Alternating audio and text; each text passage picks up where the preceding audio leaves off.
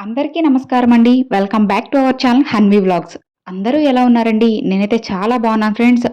మీరు కూడా వారాహి అమ్మవారి దయ వల్ల మీరు, మీ కుటుంబ సభ్యులు అంతా బాగుండాలని మనస్ఫూర్తిగా కోరుకుంటూ ఈ వీడియోనైతే స్టార్ట్ చేస్తున్నాను. ఇక ఈరోజు ఒక శక్తివంతమైన వారాహి మంత్రం అయితే మీతో ఈరోజు షేర్ చేసుకోబోతున్నానండి. ఈ మంత్రాన్ని మీరు చెప్పుకుంటే ధనాన్ని ఆకర్షించే శక్తి అయితే ఈ మంత్రానికి చాలా ఎక్కువ ఉంటుందండి.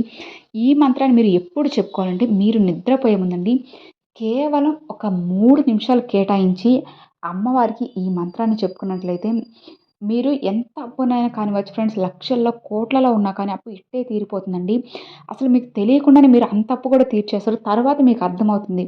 అసలు ఇంత అప్పు నేను ఎలా తీర్చగలిగాను అనేది మీకే ఒక ఆశ్చర్యంగా ఒక క్వెషన్ మార్క్ లాగైతే మిగులుతుందండి. కాబట్టి అస్సలు వదులుకోవద్దండి. ఈ అంత శక్తివంతమైన వారాహి మంత్రాన్ని, ఈ మంత్రం చెప్పాను కదండీ!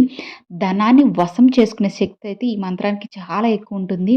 ఇక ఈ మంత్రాన్ని ఎప్పుడు చెప్పుకోవాలి? ఏ సమయాల్లో చెప్పుకోవాలి అనంటే, రాత్రి సమయంలో చెప్పుకోండి ఫ్రెండ్స్. ఇక అమ్మవారికి ఇష్టమైన తిథులుంటాయి కదండీ! పంచమి, వారాహి, పంచమి తిథులు కానీ, అష్టమి తిథులు కానీ ఇలాంటి సమయం అందరికీ కుదరదు. అంటే పంచమి అనేది నెలకు 2 సార్లు అట్లా వస్తుంటాయి కాబట్టి అందరికీ కుదరని సమయాల్లో శుక్రవారం, మంగళవారం వారానికి ప్రతి వారంలో వస్తూ ఉంటాయి కదండీ!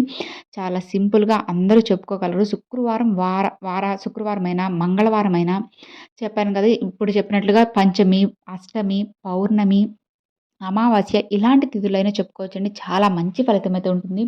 ఇంకొకటి ఏంటంటే ఫ్రెండ్స్, పంచమి తిథిలో చెప్పుకోవడం వల్ల ఇంకా మంచి ఫలితం అయితే కలుగుతుంది. పంచమి వారాహ్యమ్మ అంటూ ఉంటారు. చాలా శక్తి అనేది ఎక్కువ ఉంటుంది పంచమి తిథి రోజు అమ్మవారికి. కాబట్టి అలాంటి సమయంలో చెప్పుకోండి.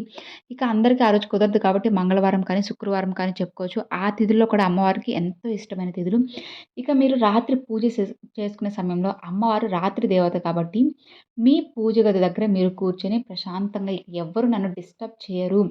ఇక ఇంట్లో అందరికి ఫుడ్ అనేది పెట్టేసి అందరూ ఇక పడుకుంటారులే, నన్ను ఇంకెవరు డిస్టర్బ్ చేయరు అనుకున్న సమయంలో మీరు అమ్మవారికి పూజ అనేది చేసుకోవచ్చు. అంటే అమ్మవారికి ఎంత లేట్‌గా పూజ చేసుకుంటే అంత ఫలితం అనేది మీకు ఎక్కువైతే ఉంటుంది.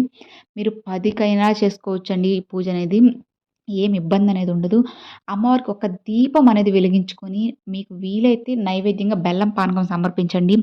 లేదు చక్కెరైనా కానీ పెట్టి, దానిమ్మ గింజలైనా చెప్పాను కదండీ ముందు వీడియోస్‌లో కూడా చెప్పున్నాను నేను. మీకు ఏది అందుబాటులో ఉంటే అదైతే అమ్మవారికి సమర్పించుకొని నైవేద్యంగా, మీకు తోచిన పువ్వు ఏదైనా మీకు అందుబాటులో ఉన్నది, ఒక్క పువ్వైనా కానీ అమ్మవారికి సమర్పించుకొని నైవేద్యం పెట్టుకొని అమ్మవారి ముందు కూర్చొని ఈ మంత్రం అనేది చెప్పుకోవచ్చండి. ఈ మంత్రాన్ని చాలామంది అనుకుంటూ ఉంటారు. ఒకవేళ పూజ చేసుకోకపోతే చెప్పుకోకూడదు అంటే చెప్పుకోవచ్చండి. కానీ మంచం మీద మాత్రం కూర్చొని చెప్పుకోవద్దు. కింద కూర్చోలేని వాళ్ళు ఉంటారు కదా! ఏదైనా స్టూల్ అయినా కానీ, లేదంటే ఏదైనా కుర్చీ అయినా కానీ, సోఫాలో అయినా కానీ కూర్చోండి కానీ, మంచం మీద మాత్రం కూర్చొని అస్సలు ఈ మంత్రాన్ని చెప్పుకోకూడదండి. మీరు చెప్పుకునే ఒక్కరోజు మాత్రం నాన్ వెజ్ తినకుండా ఉండండి చాలు.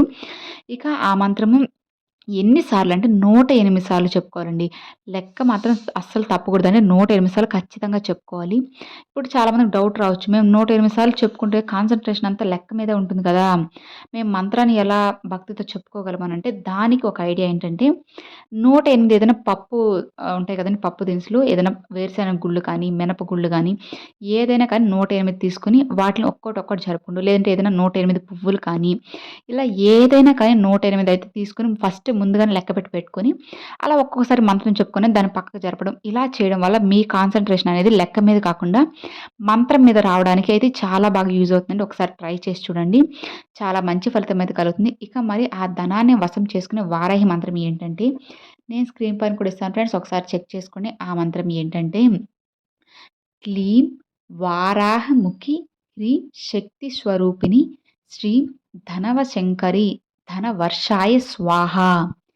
క్లీం వారాహముఖి హ్రీం శక్తి స్వరూపిణి శ్రీం ధనవశంకరి ధనవర్షాయ స్వాహ. చూసారు కదండీ! ఈ మంత్రాన్ని 108 సార్లయితే చెప్పుకోవాలండి. చాలా మంచి ఫలితం అయితే కలుగుతుంది. మీకు ఎంత అప్పున్నా కానీ ఇట్టే తీరిపోతుందండి. మీకు తెలియకుండానే తీరిపోతుంది. ఇదే కాదండి, మీరు ఎవరికైనా అప్పు ఎక్కువ డబ్బులిచ్చేసి వాళ్ళు అడుగుతుంటే ఇవ్వము, ఏం చేసుకుంటారో చేసుకోండి అని కొంతమంది బెదిరిస్తూ ఉంటారు కదా! అలాంటప్పుడు కూడా మీ డబ్బు మీకు తిరిగి రావడానికి ఈ మంత్రం అనేది చాలా బాగా యూజ్ అవుతుంది. అప్పు తీర్చడానికి యూజ్ అవుతుంది. ఇక మీ అప్పు తిరిగి తీసుకురావడానికి యూజ్ అవుతుంది. మీరు బ్యాంక్‌లో బంగారు పెట్టినా కానీ, అవంతా మీరు తిరిగి తెచ్చుకోవడానికి కూడా ఈ మంత్రం అనేది ఎంతో బాగా యూజ్ అవుతుందండి. ఈ మంత్రంలోనే ఉంది కదండీ! ధన వర్షాయ స్వాహ. ధనాన్ని వశం చేసుకునే శక్తి అయితే ఈ మంత్రానికి చాలా ఎక్కువ ఉంటుందండి. కాబట్టి ఒక్కసారి ట్రై చేయండి ఫ్రెండ్స్. 100కి 100% రిజల్ట్ అయితే ఉంటుందండి. నమ్మకంతో చేయండి. అంతా మంచే జరుగుతుంది. ఇక మరి చూసారు కదండీ! ఈ వీడియో మీ అందరికి నచ్చింది, యూజ్ అవుతుంది అని అనుకుంటున్నాను. నచ్చితే లైక్ చేయండి. మీ ఫ్రెండ్స్ అండ్ ఫ్యామిలీ మెంబర్స్‌కి షేర్ చేయండి. ఫస్ట్‌గా మన ఛానల్ చూసి సబ్స్క్రైబ్ చేసి సపోర్ట్ చేయండి ఫ్రెండ్స్. Thanks for watching.